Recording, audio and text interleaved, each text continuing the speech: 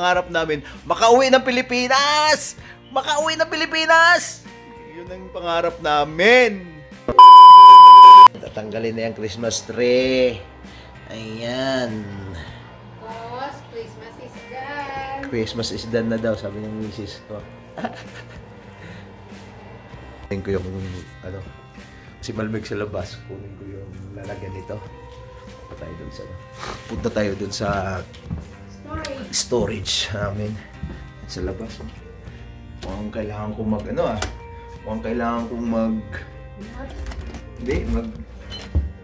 maglinis ng ng yelo. Ang kapal ng yelo. Sa may shovel yata ako lang ngayon, no? Ang kapal, no? Ang kapal. Ang shovel. Ayan, no? Ito yung storage namin. Ayan, makapal. Kailangan ko siguro muna. Kapal, eh. Buksan na natin. Ayan. Ang storage namin.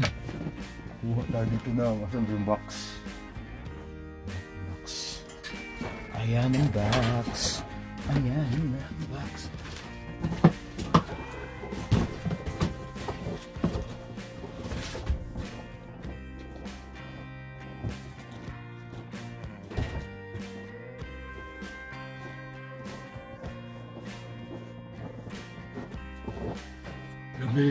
Kuha natin.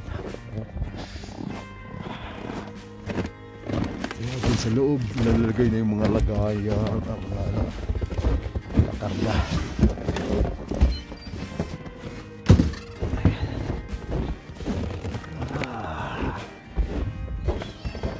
Naman talaga. Tapos na ba? Tapos na ba yung pagtanggal mo ng mga tanggal na yung mga bula-bula. Bola? Bola to. Christmas ball. Christmas ball pala. Kala ko bula-bula. Kakainin na namin. Bula-bula. Yan, kunti na lang. Tanggal na niya yung bula-bola. Bola-bola. Bola-bola. Ay, anak kong masipag. Nadamay mo siya. But ayan, nagtatanggal na yung misis ko. Tatanggal na siya. Hindi na ako nagtanggal ng kasi lalabas na naman ako. Papasok ko na naman doon sa lagayan namin ng mga stocks sa labas, sa garage.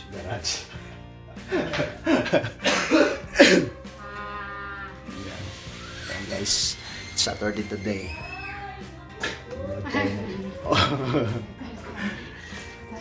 Ayan, ganyan talaga. Kasi matatapos na yung January, so kailangan na daw niyang tanggalin. Sabi ko nga sa katapusan na ng January, pero ayaw na niya. Hindi na siya papayag, kailangan na daw tanggalin. So, sige, tanggalin na natin yan kasi baka lumagpas tayo sa sa panibagong taon. Christmas na naman, ilang buwan lang. September daw, bubuksan na naman to. Ayan. Puno na ng mga bula-bula. Bula-bula. January. Ayun. Ay si Dan, mga mamimili ng Para makapupunta tayo sa Christmas. Hindi tayo makapupunta. 11 na daw. 11 months na, Pasko na Sandali na lang eh. Hindi tayo makapupunta Kaya nga mga katapos lang ang Christmas na naman. Kaya tatanggalin na. Yan. Kunti na lang. Malapit na. Mag-i-give daw si Dan. Grocery. I-give ang grocery.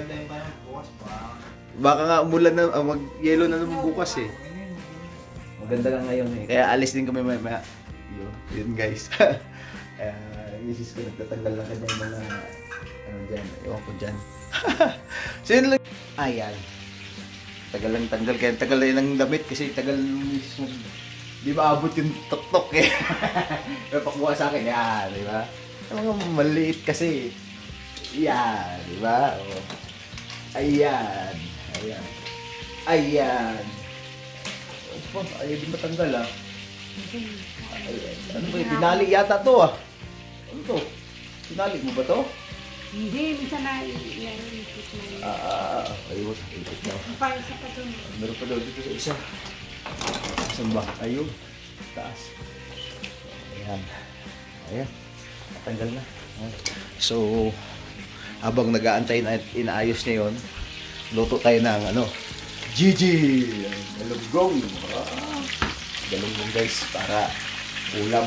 Yan ang ulam namin today. Kasi kasawa na sa puro baboy, kaya nagiging baboy na rin. Habang nag-aantay, ayan, gano'n tayo ng galunggong, Gigi! Ayan. Ganyan lang para hindi yan dumidikit. Ayaw na hindi yan dumidikit. Kung nag-aantay ako sa misis ko, mga tayo, kwentuhan mga tayo. Kasi matagal eh. Ayun, nag-ano pa rin hanggang ngayon. Dami kasing pinagkakabit niyan eh. Ayun. Dami yung pinaglalagay dyan sa Christmas tree na yan. Dito nga, hindi bumigay yan eh. Hindi bumigay. Ayan guys, alam mo pag Pilipino ka talaga, ipakita ko sa inyo. Pag Pilipino talaga, ayan, daming bigas. 1, 2, 3, 4. 4 na bigas. Ayan, nakahanda. Kasi, nagmura yan, kaya bumili na rin kami. Ang mahal kasi ng bigas ngayon dito. Kaya, bumili na rin kami ng extra. So, meron kami lagayan doon. Tingnan mo kung may laman pa ba yung aming lagayan ng bigas. Meron pa tayong bigas. Kaya lang extra lang 'yon. Ay, yung aking baka nasunog na. Diba? Ganyan lang. Hindi didikit yan. Gigi yan. Gigi. Naalang natin, nauuno na kasi nakaano na yan eh. Ang initan, importante na yung mainit tuloy-tuloy, dahan-dahan para hindi masunog. Yan. Dapat relax tayo today. Habang nag-aantay sa misis ko, habang magandang palabas. Hindi ko alam kung anong magandang palabas. Ayan, upo ko tayo. Relax Saturday. Ang tagal kasi ng misis ko. Ang tagal matapos yung ginagawa niya. Ayan guys. So, akala nyo lang marami tayong pera. Pero kung pagkaloob ng Panginoon na maraming pera, ay tatanggapin ko. Kiklaim ko yun. Ayan, so, ano pa bang gusto kong ikwento? Wala na ako may kwento. So, ayun lang pala, na January na, tapos na yung buwan. Ano na ba ngayon? 20, January 20. Ayaw na kasi niyang antayin pang matapos yung January, sabi ko February na eh.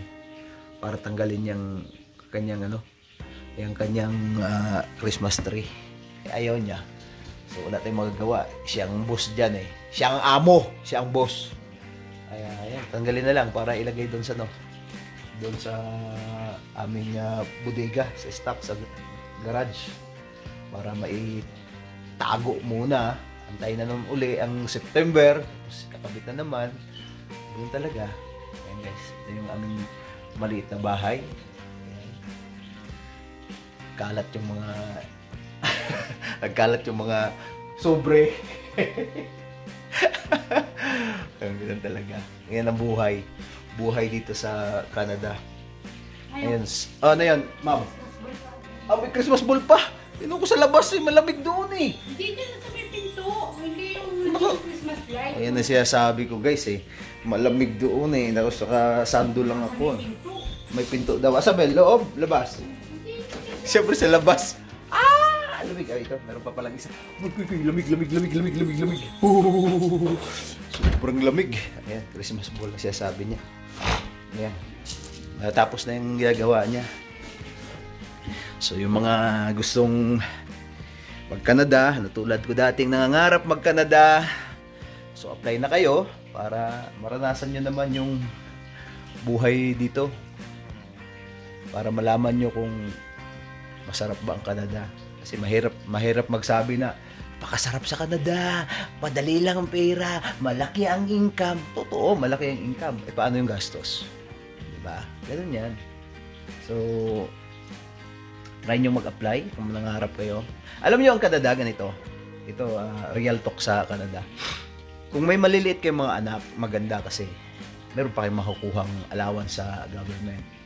Tapos maganda ang future ng mga bata dahil pag sa Pilipinas, kailangan mo pa dalhin sa private school para matuto mag-English. Dito, hindi na. Pag nakapasok na yan sa automatic yan. Mas magaling pa sa inyo mag-English yan. So maganda yon para sa mga bata. Pero tulad naming malaki na yung anak namin, patanda na kami. So okay pa rin, pero pangarap namin makauwi ng Pilipinas! Makauwi ng Pilipinas! Yun ang pangarap namin. Mag-settle na ba doon? Kaya ko lang naman pinangarap ng Canada, guys. Bakit? Lumaki kasi ako mahirap. Alam kong hindi ko makukuha yung income na meron ako dito. So nangarap talaga akong mag-Canada. So ngayon nandito na ako sa Canada, nangangarap naman akong umuwi ng Pinas. Ayun, ganun yung So, ibigay mo yung magandang future sana. Oh, may sasabihin, misis ka. Na. At least na ibigay mo yung magandang future para sa anak mo. Bakit anak ko? Nandito na yung anak mo. Bakit anak ko? Ha? Bakit anak ko? Oh, syempre, nadala mo dito yung anak Bakit mo. anak ko lang? Anak natin. Yun, magandang future nga naman. Nabigyan naman. At saka, pinaghirapan ko talagang bilang isang ama, pangarap din natin na umahon sa hirap. Pero pag nandito na kayo, sa matagal ng panahon na panarbahuan, ma-realize mo na hindi lang pala puro panarbahuan, lalo at na-feel mo ng yung edad mo ay umaangat na. So, pangarap mo na rin na umuwi ng Pinas, pangarap mo na mag-settle na doon. Kasi kung dito lang talaga, trabaho, bayad, ng renta, ang dami kasing bayarin, guys eh. Ang daming bayarin dito. Masarap lang isipin yung sweldo na napakalaki pag converted to Philippine money, pero pag nakita mo naman yung mga expenses dito, mga bayarin, kulang yung income eh. Lalo na sa yung mga maliliit lang ang sweldo. Yung mga minimum lang, paano yun? Kailangan lang mag 2 to 3 jobs para matustusan yung mga pambayad nila. Eh kaming mga medyo nasa mataas ang sweldo namin. Kailang mahirap ang trabaho namin. Sobrang hirap. Aminin ko sa inyo, sobrang hirap. Ako, ilang bisis na akong gustong sumuko eh. Kaya lang, hindi ko magawang sumuko dahil sa dami ng bayarin, sa dami ng tutulungan. Parang, sige katawan, laban lang. May awa din ang Diyos. Makakaraos din tayo bandang huli. Kasi, ang unos ang bagyo yan, may katapusan yan. So, naawa naman, matapos na ang bagyo. Para makaramdam naman tayo ng So, pangarap, isa lang yun sa dream. Dream lang ng mga nasa abroad. Hindi nyo lang alam yung iba. Hindi pa, kasi ako, dati di ko pinapakita na mahirap sa abroad. Parang gusto ko makita nila na, wow, okay ang mag-abroad. Madali ang pera. Parang pinupulot lang. Parang ganun eh. Pero ngayon, ayoko. Gusto kong malaman nila na hindi ganun kadali ang mag-abroad. Ako lang kasi no choice ako dahil wala na akong mataas na edukasyon. At saka dito naman guys, alam mong kagandahan dito, kung ano yung mga trade na trabaho, yun ang malalaki ang sweldo kaysa yung mga professional talagang hindi ganun kalaki. Ang mga trade, kailang mahirap ang trabaho. Sobrang hirap. Kailangan lang talagang magtiyaga ka dahil kapalit naman nun, malaking sweldo. So, hindi na kailangan ng maraming trabaho. Pero meron pa rin iba, nag-choice talaga na mag-extra pa ng ibang trabaho dahil sa dami-dami ng bayarin, dami-dami ng tutulungan. Ayun, isa yan. Kasi, ang buong akala ng ating mga kamag-anak, ng tao sa Pilipinas, madali lang ang pera sa Canada. Kumbaga, parang ang laki. Ganun. Kasi, palagi nating iniisip. Ako, dati, ganun din ang iniisip ko. Na pag punta ko ng Canada, sigurado, malaki ang aking, malaki ang sweldo. Kasi ano ko na kino-compute ko na. Sabi ko, laki ng sweldo ko. Pero pagdating dito, di mo na nakikita yung gastusin mo, bayarin mo, mga expenses mo, lahat. Kulang pala. So, awa ng Diyos, naman, maganda pa rin naman ang aming kalagayan kahit sobrang dami ng mga utang. So, yung mga nakikita nyo na maraming sasakyan, maraming malamang yung utang yan. Malamang yung utang yan. Ayan guys, ito di ko pahabain kasi baka may humaba yung kwento ko na dapat ang video ko lang ngayon is yung tanggal ng misis ko ng kanyang Christmas tree. Ayan, ang tagal pa rin, nandiyan pa rin hanggang ngayon, hindi pa rin matapos-tapos. Anong oras na? Yung guys, pahapyaw lang tayo sa kwento. Magkukwento pa tayo uli. Ay, ako pala magbababa. Yun, guys, patay naman natin. Kanyang anak. Ayan. Tanggal na yung Christmas tree para matapos na. Ako tutusan, sabi ko, nagluluto ako. Lusot, di ba? Mga ganun. Lusot, nagluluto ako Ayan, ilalagay na nila yan dyan. Sabi ko, nagluluto ako, kaya lusot ako. Sarap guys, ang ulam. Wow! Pretong galunggong. GG. Ayan. Yan, lusot ako sa yung misis ko at saka anak ko. Ayan, ganyan lang guys, yung nilalagay, Nilalagay sa babalik uli yan, tatago, para magamit uli. Tupuin ko ito. Ito. Ayan. Yes, dito naman yung kabila. Ayan. Yun. Ayan. Ilagay na. Lapit lang tanggal. Ayun. Ayan guys. Ayan. Natanggal yata yan Ihayaw mo si Jasbe.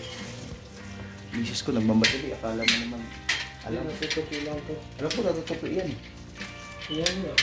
Ganyan lang?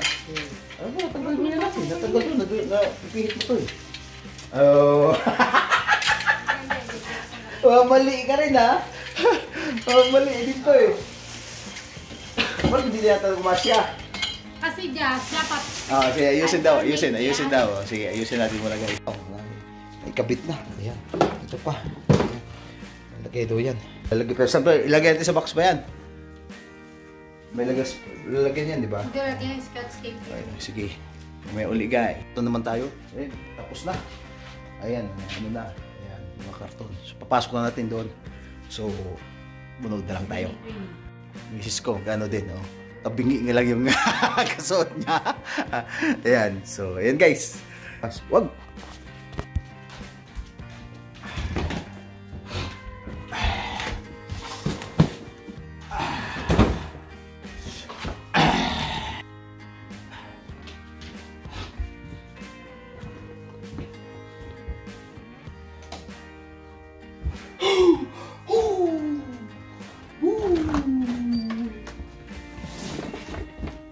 Tingnan natin ito. Mabigat.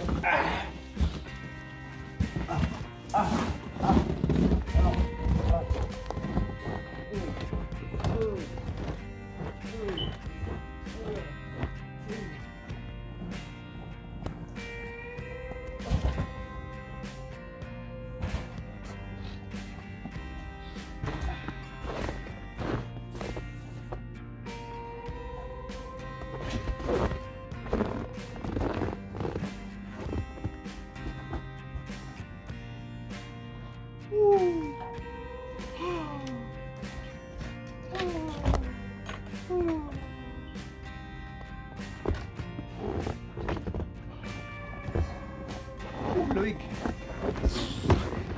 Ayun guys. Woo! Ayan na guys. Ayun, magano na lang tayo.